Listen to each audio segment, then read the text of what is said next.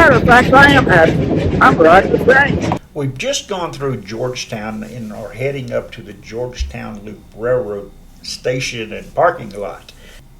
We're going to catch the train and go up to Silver Plume, which is the end of the ride, and then we turn around and go back down, dropping people off that are going on the mine tour.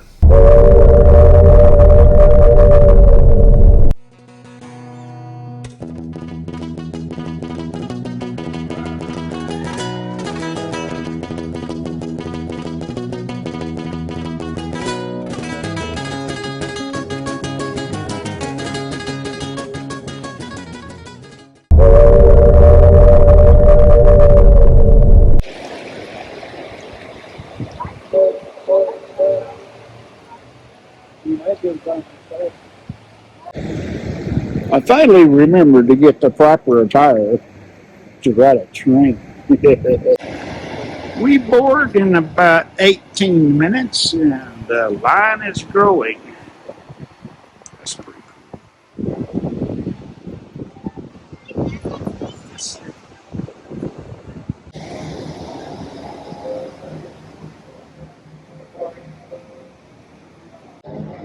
This is where you wait for them to drop the chain.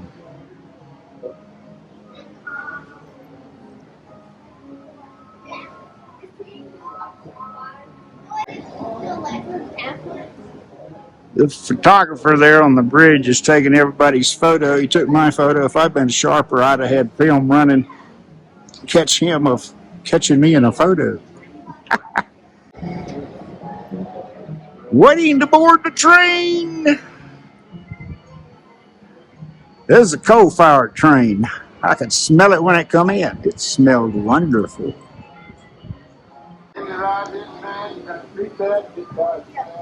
I hope that music isn't copyrighted, but What I said to him. first one on the train. I want to get up here and get this engine.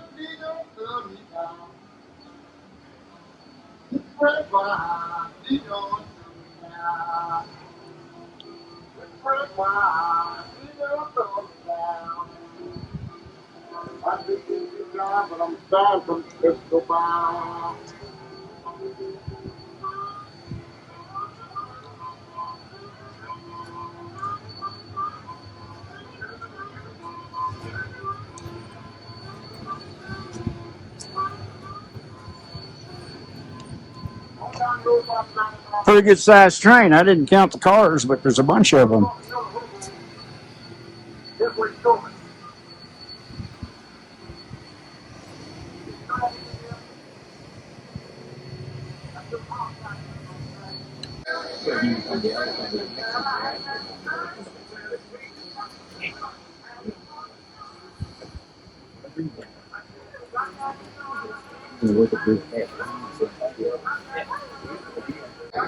Just waiting for this puppy to start chugging up the mountain. I got thinking it'd probably be better if I walked to the back of the train, and I could put the camera out the window and get the perspective of the train going around curves and stuff like that.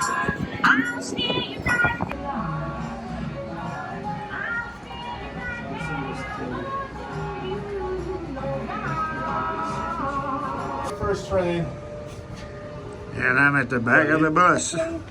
How many trains did you ride yesterday? They weren't like this. They weren't like this train, though, were they? The train is now moving backwards. You might be wondering, why are we going backwards instead of going westbound up the hill to Silver Plume? Well, the answer to this is quite simple. No, we're not getting a running start at the hill. Our 102-year-old steam locomotives have enough pulling power that they can start this train from anywhere on this railroad. The reason why we back out of our station is so that we can give everybody a full and complete ride up over the Georgetown Railroad. Our tracks here extend a few hundred feet just behind our high bridge. We're now dropping underneath the bridge, and we won't tie it up or complete the loop for this, which this railroad was made for. Now, a few fun facts about our high bridge as we prepare to cross underneath of it. This is an exact near replica of the original bridge, which was built in the winters of 1883 and 1884 at a cost of $250,000. Now, that's why we selling money back in the 19th century. But when this bridge was torn up and sold for scrap in 1939, it only sold for a mere $650. This new bridge that you folks see here was built 100 years later after the original bridge. It was on the 1983 and 1984 at a cost of $1 million thanks to a donation from the Vector Foundation. So unlike the original bridge, which was built out of cast and wrought iron, this new bridge is built out of high-grade steel and concrete. It's actually 5 times stronger than that original bridge, which is a good thing, because the old timers would report the old bridge was swaying from side to side and then back in the middle as trains went over it. I can assure everybody on board the train today, this new bridge does not sway as much. I'm just kidding, guys. If this bridge has swayed any, I probably want to be on board the train right now. Now I'm going to step off the microphone and let Locomotive 40 do all the talking for me on the uphill trip. I'll be back on board once we reach Silver Plume. I do have one request for everybody on board, though. Please have your tickets out and ready for my brakeman and I to come around and validate.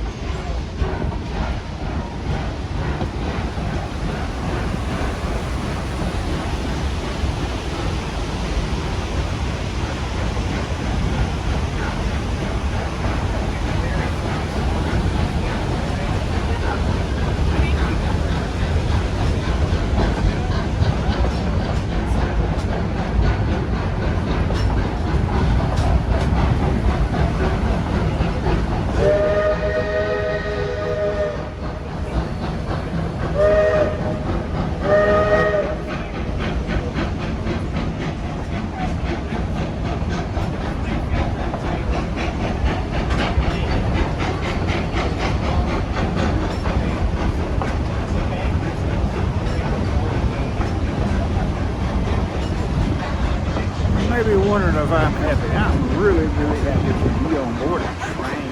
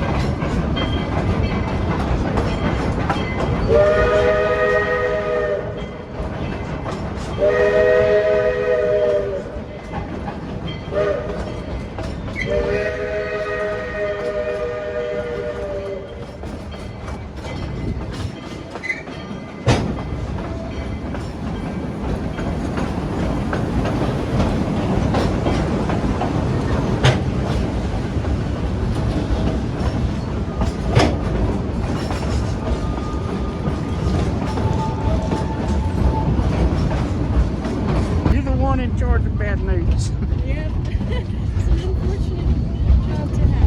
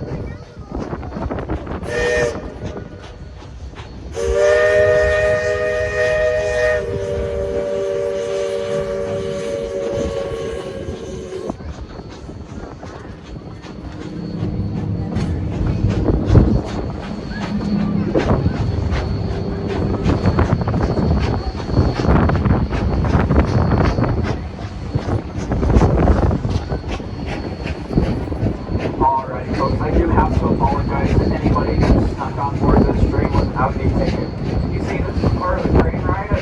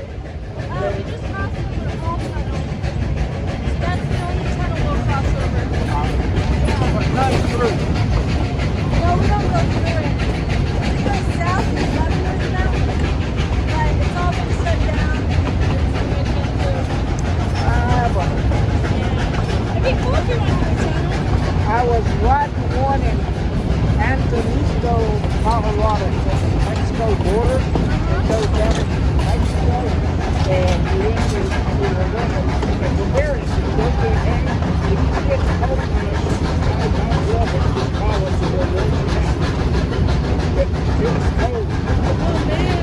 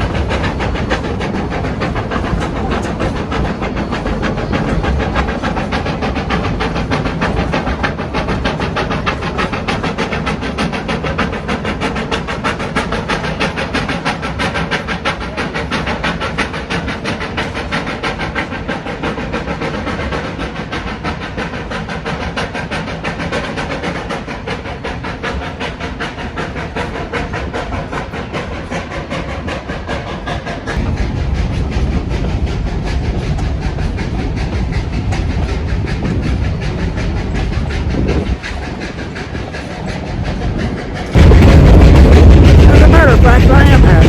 I'm riding the train.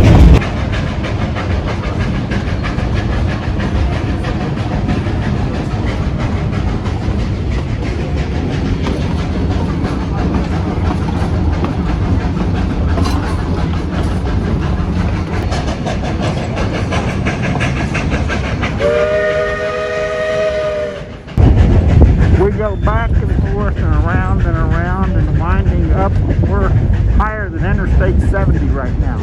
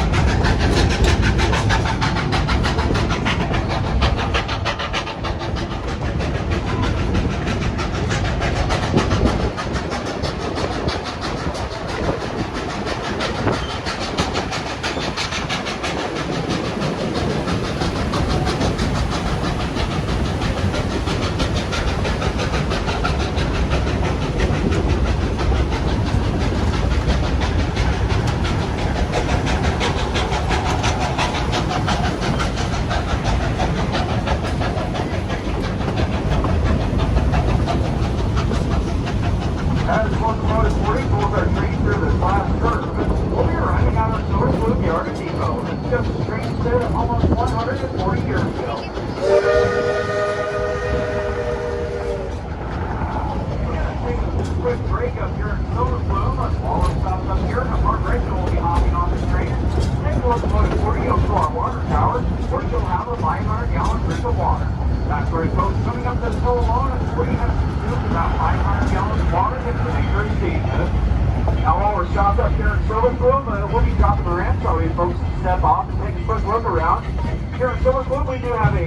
shop inside of our historic 1884 Silver Plume Depot. We also have a restroom facility as well as a historic rail car museum and also that's a rare treat for you guys. We also have our other steam locomotive, number 111, fired up. Do some testing today, so feel free to take some pictures of that. My only request is to be back on board the train by 10:35, but that way we can have an on-time departure at 10:40. For those of you on board with the Youngstown Mine Tour stop, this is not our Mine Tour stop. Our Mine Tour stop will be the next stop, but when we head back down the hill. With all this being said, welcome to Silver Plume, Colorado. Elevation 9,178 feet above sea level.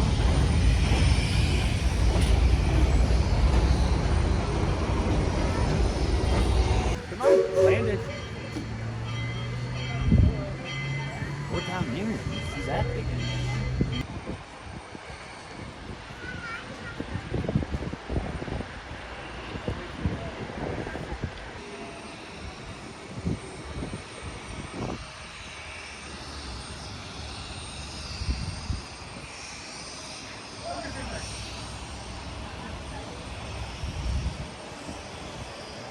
Oh, wow. Cool. Sure glad I came in here.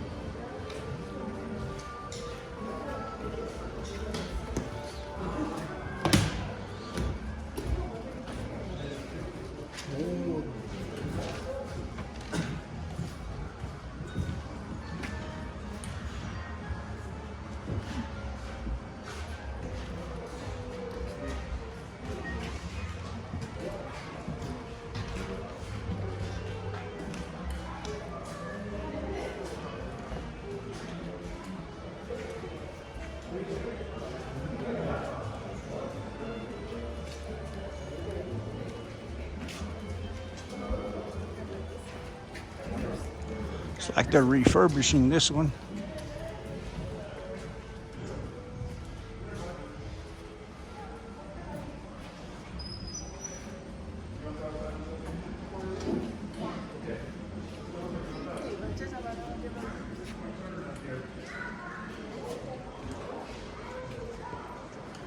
Somebody asleep over there in the corner.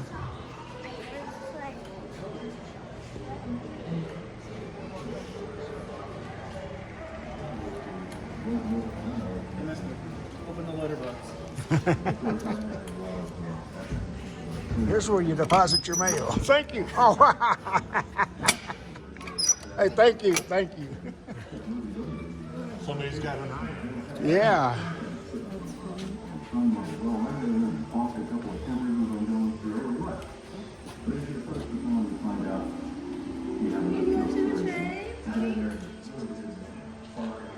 Hello, young lady. How are you doing?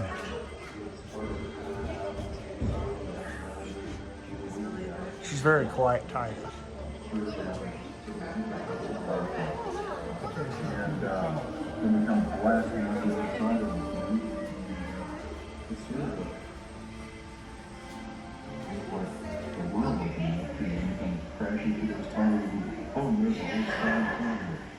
And then, of course, when I say sky, I don't mean just you're on the other side of the tunnel. You're looking down Homestead Gorge about 600 We got 3 minutes to get back on the train. And we're headed back down from Silver Plume to Georgetown.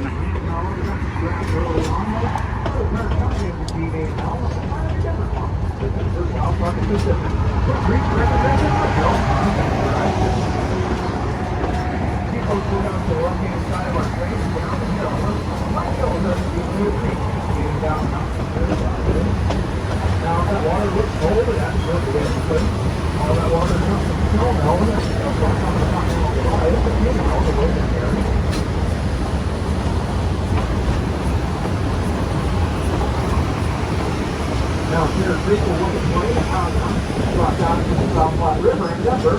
South Platte River then joins Missouri, and Missouri will then join Mississippi, and eventually these waters that you see here will reach the Gulf of Mexico. So only a 7 branch line from Denver, Hate to be the bear guns again, but I can't have you stand here either. Silver and gold border hit back to Denver. You're a mess. I'm sorry. It's my job. Until 1893. Oh, damn. Silver purchase taxes. This caused the price of silver board to plummet so drastically that the mining port was no longer profitable. The railroad took note of this. I got kicked out. They kicked you out of there. Yeah, that's what got us in the fourth quarter. Any state. As word spread throughout the entire country and even the world of the fame and beauty of the Georgetown Loop, it became a fashionable affair. To hop aboard a train down in Denver, ride up over the loop, stop in Silver Spoon for a picnic lunch, and board a train back to Denver. I'm going to sneak back to the open car. Maybe I won't get caught.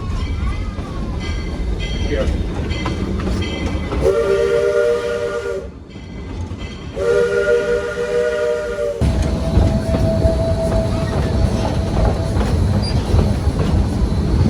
Now back to your business on this railroad, it became so successful for the city of 7 trains a day departing from Denver Station down from Silver Plume.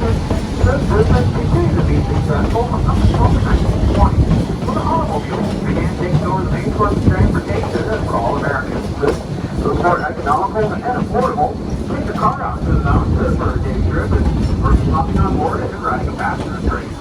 Passenger business had dwindled so badly that by 1927, the railroad decided to discontinue offering its service. Things would only get worse for this railroad as the Great Depression hit. They would come up here a few days out of the week with a few small freight trains to service the small mountain communities of this area, but even that was no longer profitable. By 1937, the railroad had to file for abandonment and bankruptcy of the line. Between the years of 1939 to 1941, this line from Silver Plume and eastbound to Golden was all torn up as silver scrap. Now you folks might be wondering, if this railroad was silver scrap, how are we riding on it today? Well, in the 1960s, the Highway Department was drawing up plans for I-70. One of these plans called for the highway to come straight through this valley floor. This would destroy the railroad grade along with the rich mining history of this area. The Colorado Historical Society was successful in issuing the Highway Department was locating Interstate 70 to the side of Republican Mountain, where we see today. Starting in 1973, with help from the Union Pacific Railroad and the United States Navy Seabees, we began relaying tracks east out of Silver Plume. And in 1975, with help from Lindsay and Rosa Ashby and our narrow gauge equipment from Central City, the first scheduled passenger train started out of Silver Plume for the first time in many years, but we've been running trains out here every year ever since.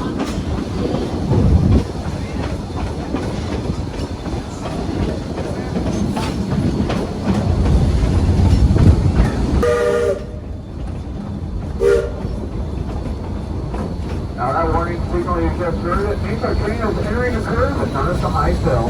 Arguably the most scenic portion along our railroad is. Up along the left-hand side of our train, it's still a great profile shot of steam locomotive 40. To the right, as soon as we clear these trees and rocks, we'll get an excellent view of our double gate high bridge, and then Russell Georgetown and the valley beyond. Over here on the left-hand side of our train, you might notice this bowl-shaped area. This bowl-shaped area is nicknamed the outfield. Miners of this area put themselves a baseball diamond and picnic area. They would come up here every Sunday, their only day off, and play a few games of baseball and enjoy a picnic lunch with their families. You say that these miners were the original Colorado Rockies baseball team, but I'm not sure how they will compare with today's Colorado Rockies. Because I know back in the 1890s, they had to have been playing in the minor leagues. Yeah, I guess a fair warning, these jokes are only going to get worse from here. Our railroad, like the original GD&L, is narrow gauge, meaning the tracks are only 3 feet apart from each other. Standard gauge lines such as Pacific Amtrak have a gauge of 4 feet 8.5 inches. With narrow gauge lines having smaller cars so the equipment could be built, really we could negotiate tight curves down to the mountainous region.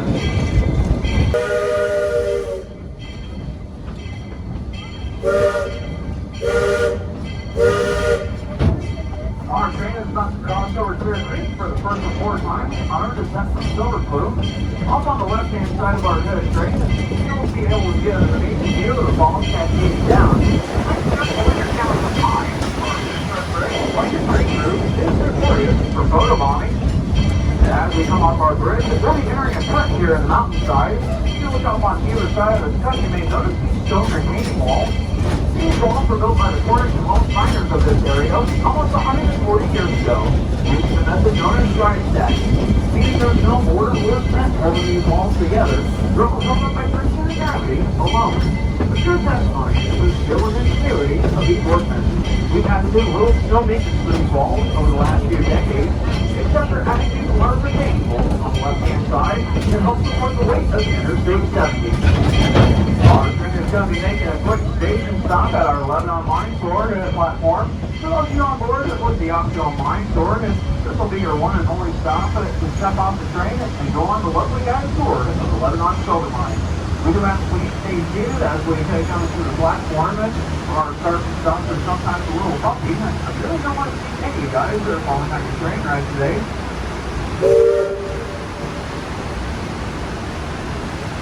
I double check. Now this is the one and only stop for all mine tours.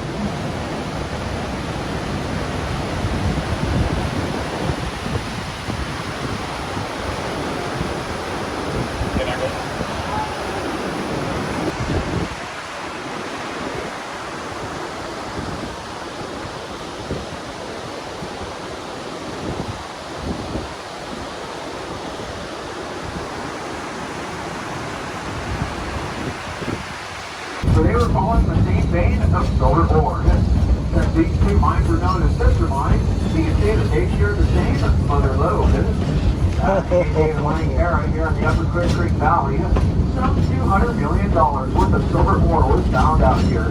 Now that's in 19th century dollars. Today that $200 million worth of silver equates to about $5.6 million in today's money. This is Georgetown, nicknamed the Silver Queen of the Rockies, followed by Leadville, which was known as the Silver King.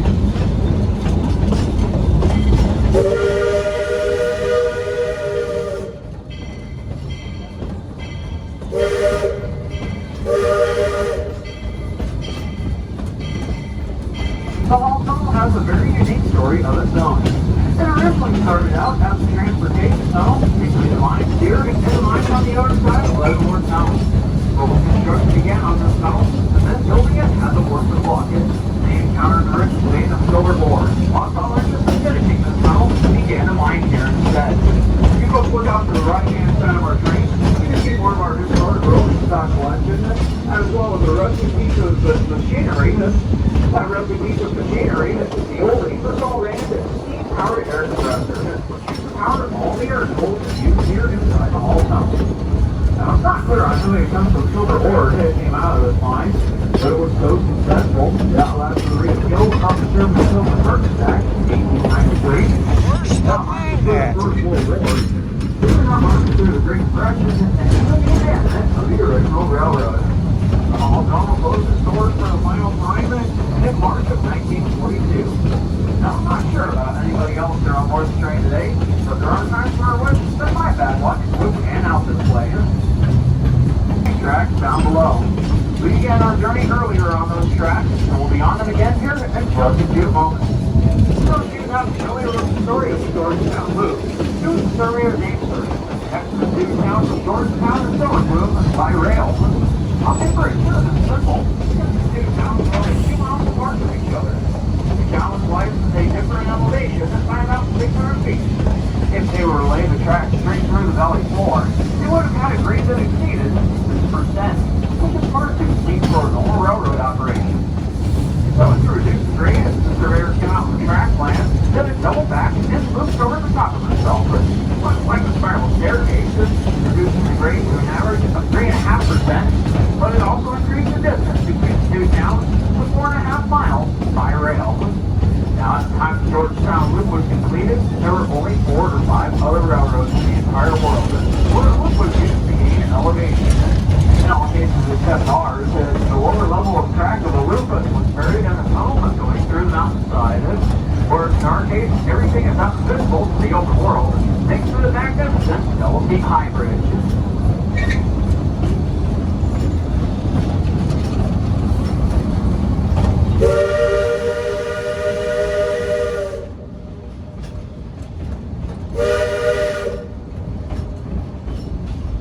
speaking of that high bridge, that warning signal means we're about to cross out onto it once again. For those of you on board and with the deer light, I do have a small solution for you. If you look on the floor of the car you're sitting in, you're bound to find a small pebble. Now, I want you to pick this pebble up and focus on it. Maybe roll it between your fingers just a little bit. Just then you'll start to realize, just then you'll start to realize you're feeling a little bolder.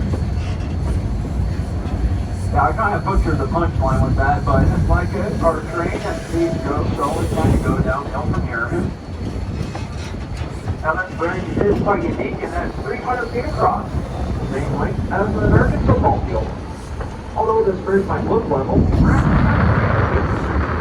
side that we started out on is 6 feet higher in elevation compared to the side where we're come on back. This bridge also curves in at 19.5 degrees. Most bridges built during this time were built straight and level to help retain structural integrity. Now, for those of you on board the train with that fear of heights, don't look down because we'll be 100 feet above Clear Creek and 75 feet above the lower level of track. But we do have some nice views up here, especially off the right-hand side of our train. You'll be able to see all of downtown Georgetown. Now, Georgetown is quite unique in that it's the highest city, the town with the most Victorian era buildings and homes that is still preserved.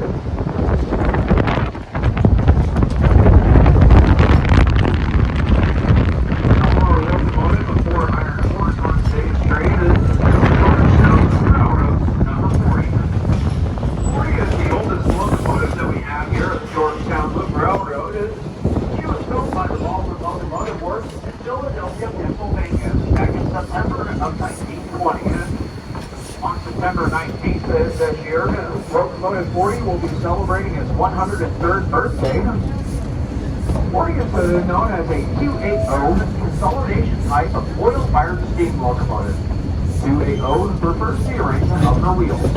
She has 2 guiding or pilot wheels underneath the pilot deck or cow vector, 8 large driving wheels underneath the boiler, 0 trailing wheels underneath the cab. 40 began his career on the International Railways of Central America, down in Guatemala and El Salvador, hauling the irrigation bananas and the occasional passenger trains.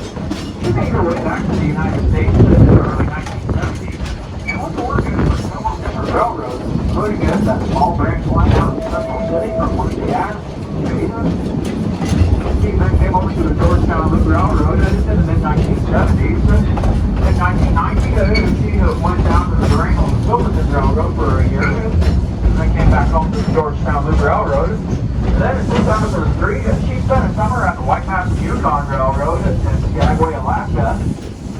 And finally, between the years of 2005 and 2007, or excuse me, in 2017, she spent a small amount of time at the Colorado Railroad Museum in Golden. And finally, in 2017, she found her way back home to the Georgetown Loop Railroad. And on July 4th of 2019, after an extensive rebuild, she was put back into service, and she's been our main steam locomotive ever since. In just a moment, we're going to hear a nationally recognizable warning signal from 40.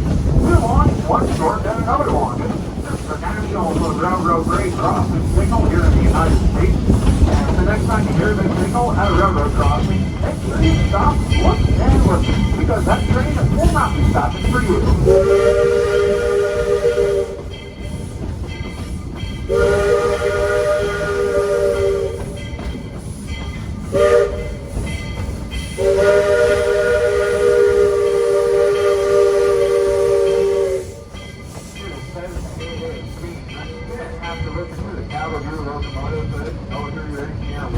By the way, keyboard keys like the list. These change gear places a little bit differently. Their own cut, if you will. Judging by the cut on the whistle, I can tell you that our engineer today is Bill. He's our superintendent here at the Georgetown Loop Railroad. He's been running locomotive 40 for the last 40 years. Our train has crossed over Clear Creek for the 4th and final time on the Denver Silver Club. Interestingly, it's not a little over a mile as the crow flies, but from our depot in Silver Club.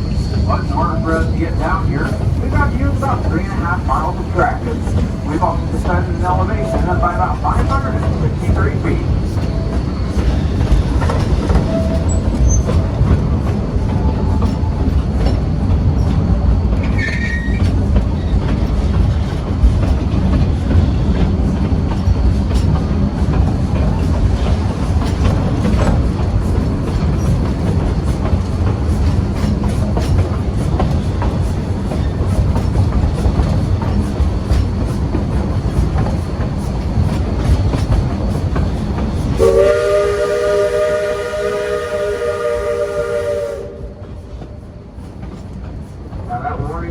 signal unfortunately means our train ride is about to come to a close.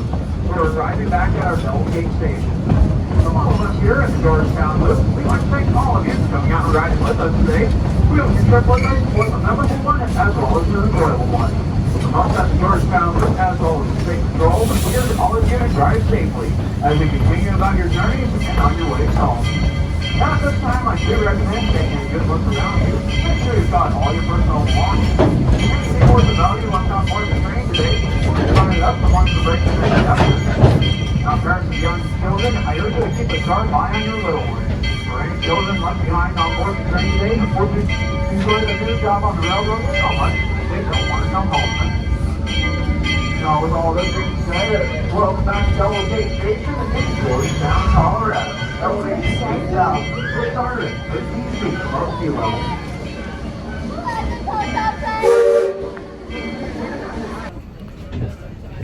I totally recommend this train. It's a lot of fun. Oh man, you get to see I-70 from below and above. Check it out. Georgetown Loop Railroad. That's all for it. I'm out of here. On to the next adventure. It might be Leadville. I am so glad I took the 10 o'clock train. This is the line for the one after 10 o'clock. It's the 11 o'clock train, I guess. Oh my goodness. Look at all these people. They're not going to be disappointed. It's a lot of fun on a train. A lot of fun. There must be a few hundred people here. And there's that photographer still taking pictures. You done a good job. You look awesome. I asked for a digital one. She charged too much, so I'm going to digitize this one. There you go. Thank you. Thank you, sir. All right. First one of the day. Okay.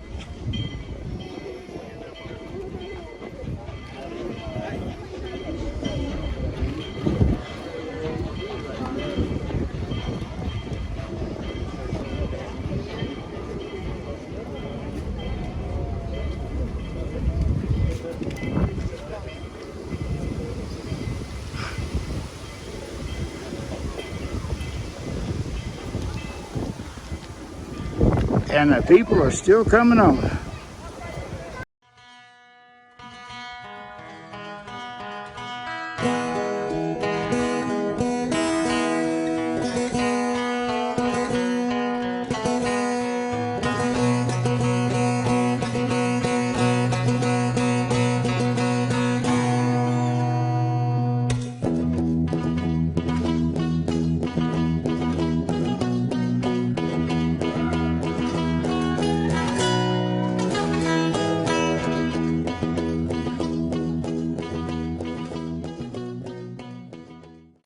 I sure hope you enjoyed the video, and if you did, please give it a like, subscribe, hit that little notification bell, and share.